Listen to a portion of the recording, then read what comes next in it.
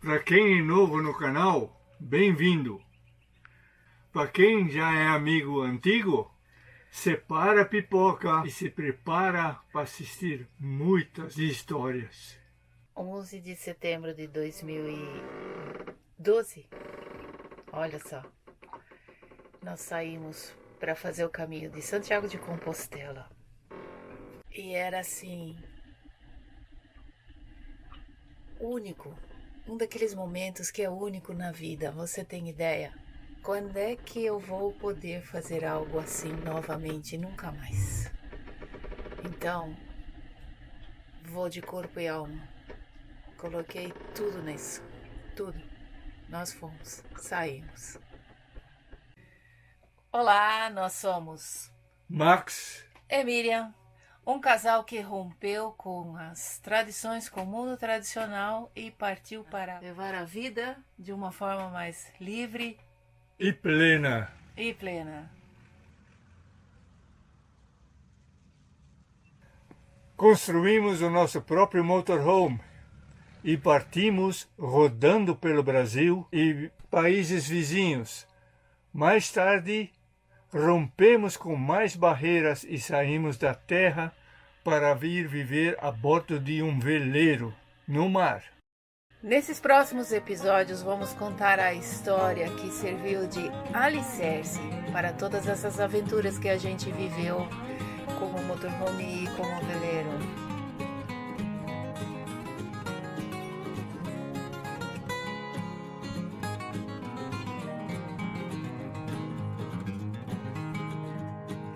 O caminho de Santiago de Compostela, a experiência nos apresenta um mundo totalmente novo, livre de preocupações.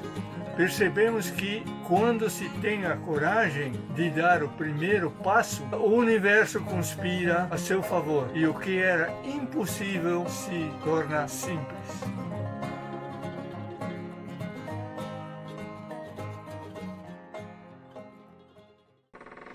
Então, assim que o passaporte foi liberado, o Max pega o passaporte na mão, finalmente.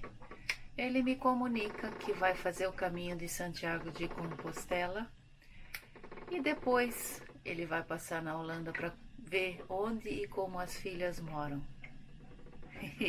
Claro que eu não ia poder deixar ele ir sozinho, né? Então começa essa luta de como que a gente vai fazer para ir para Santiago de Compostela. Existiam dois problemas bem complicados. Primeiro, que eu trabalhava dentro do setor financeiro da empresa e nem nunca na minha vida eu podia tirar 30 dias. Como que eu ia conseguir negociar isso com meus sócios, que de repente eu ia ficar 30 e poucos dias fora? E o segundo problema é, não tem dinheiro, é impossível financiar, mas a vontade era enorme, a gente tinha que fazer alguma coisa. E como o que era o mais impossível, tipo, nunca íamos conseguir esse passaporte e conseguimos, então temos que no mínimo tentar e dar uma chance para a vida, né? Nessa hora é que a mágica realmente acontece. Do nada, descobrimos que, quanto a dinheiro, passagens aéreas tinha milhas. De repente apareceram umas milhas e se elas não fossem aproveitadas para ontem, ia perder. E dava certinho para pagar as duas passagens. É tipo assim, surgiu do nada essas milhas. Não é do nada, eu sei que não é do nada, mas era algo impensável. E de repente, fuçando, descobriu. Então, esse um problema resolvido. Quanto à verba de montante que era necessário para gastar, para a gente ter para passar os dias lá, esse também veio de presente, assim. O meu filho disponibilizou essa verba para nós. Ele tinha e ele podia disponibilizar. Também totalmente improvável. Enfim, deu tudo certo. Aí ficou, será que eu posso sair por tanto tempo, né? Como é que a empresa vai se virar? Não tem problema, a gente vai dar um jeito. Você nunca saiu e então tudo bem, nós vamos dar um jeito. Tudo se encaixou perfeito. Não tinha mais como falar, olha, não dá pra ir, né? E conversando com uma amiga, ela falou, também vou, de repente.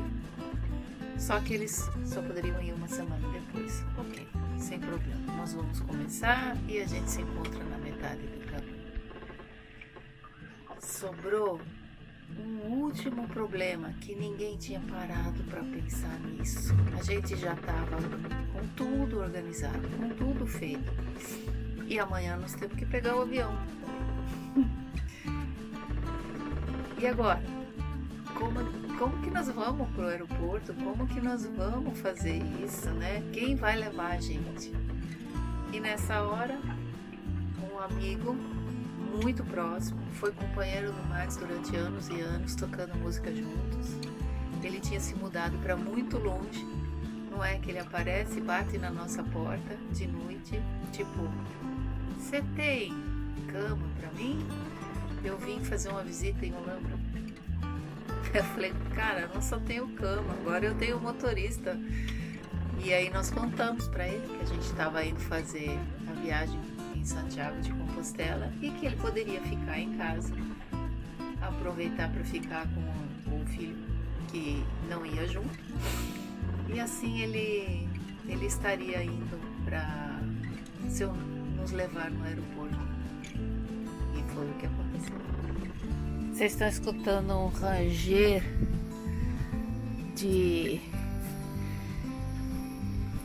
do barco, né? Ranger das coisas, mas é a corda aqui, ó. É a corda que estava muito tensionada. É esse cabo aqui, ó. É esse cabo aqui que estava muito tensionado ontem por causa do vento, quando eu estava fazendo a gravação. E ele ficava nheque, nheque, nheque, nheque. É isso aqui, viu?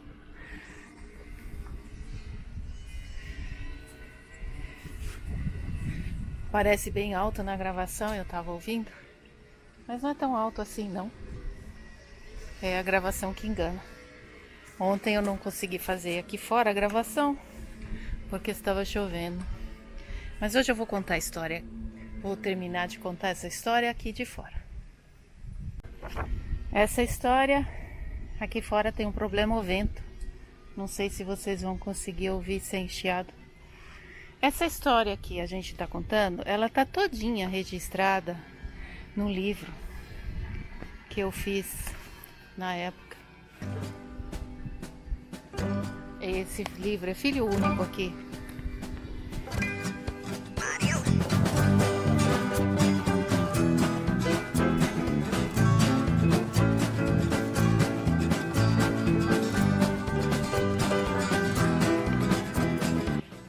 Então, setembro de 2012, saímos, nosso filho foi nos levar para o ônibus e a gente ia de ônibus até o aeroporto. E esse é o amigo Roberto, que veio de repente, na última hora, nos fazer uma visita. Ele morava longe, nessa época ele morava longe.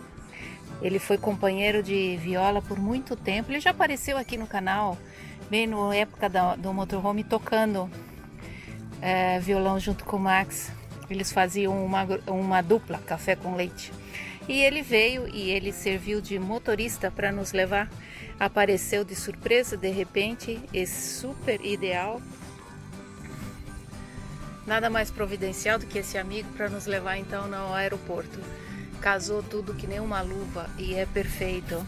A sincronicidade que a vida começou a mostrar nessa época foi algo assim, e a gente começa a enxergar isso depois de algum tempo. Bom, nós fizemos uma viagem de avião de 22 horas e fomos para Biarritz, que era o aeroporto mais próximo. da cidade que a gente escolheu partir para fazer o caminho de Santiago de Compostela, Jean-Pied-de-Port, na França. Pegamos o avião, eram 3 conexões, 22 horas de voo. Finalmente a gente chegou em Biarritz às 9 horas da noite lá no aeroporto. E era um aeroporto bem pequenininho. Ele ia fechar às 11 horas, então a gente tinha que sair do aeroporto. A nossa intenção era usar as bicicletas para economizar o máximo possível, porque não tinha condições.